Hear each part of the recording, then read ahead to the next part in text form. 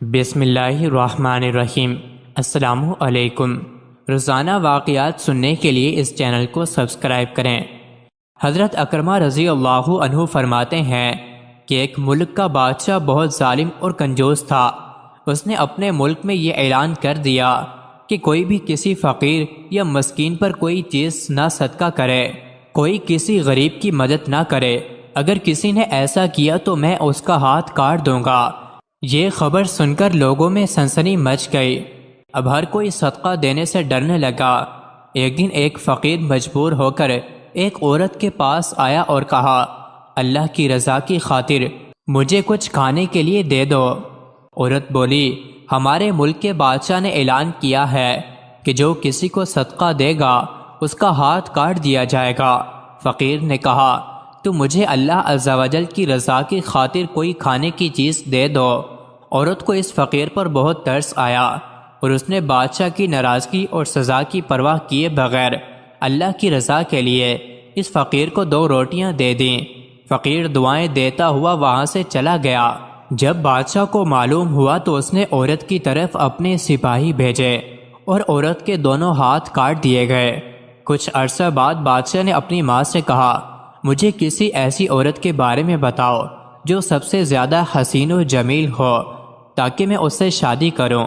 تو اس کی ماں نے کہا، ہمارے ملک میں ایک ایسی خوبصورت اور بے مثال حسن و جمال کی پیکر عورت رہتی ہے کہ میں نے آج تک اس جیسی عورت نہیں دیکھی، لیکن اس میں ایک بہت بڑا عیب ہے۔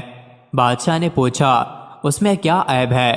ماں نے کہا، اس کے دونوں ہاتھ کٹے ہوئے ہیں۔ بادشاہ نے سپاہیوں کو حکم دیا کہ فلاں عورت کو میرے پاس حاضر کیا جائے۔ چند سپاہی گئے اور اسی عورت کو بادشاہ کے پاس لے آئے جس کے ہاتھ فقیر کو روٹیاں دینے کی وجہ سے کاٹ دیے گئے تھے۔ جب بادشاہ نے اس عورت کو دیکھا تو اس کے حسن و جمال نے بادشاہ کو حیرت میں ڈال دیا۔ بادشاہ نے اس سے کہا، کیا تم مجھ سے شادی کرنا چاہتی ہو؟ عورت نے کہا، مجھے کوئی اعتراض نہیں، اگر تم مجھ سے شادی کرنا چاہو تو مجھے منظور ہے۔ چنانچہ دونوں کی شادی ہوئی اور وہ ہنسی خوشی زندگی گزارنے لگے۔ لیکن بادشاہ کی دوسری بیویاں حسد کی آگ میں جلنے لگیں۔ ان کے دل میں یہ بات بیٹھ گئی کہ بادشاہ اب ہمیں اتنی وقت نہیں دیتا جتنی اس غریب و نادار نئی دلہن کو دیتا ہے۔ چنانچہ وہ ہر وقت اس فکر میں رہتی کہ کسی طرح اس نئی دلہن کو بادشاہ کی نظروں سے گرا دیا جائے، لیکن وہ اپنے اس مذموم ارادے میں کامیاب نہ ہو سکیں۔ پھر اچانک بادشاہ کسی محاذ پر روانہ ہو گیا اور وہاں اسے کافی دن دشمنوں سے لڑنا پڑا۔ بادشاہ کی بیویوں کو یہ بہت اچھا موقع مل گیا۔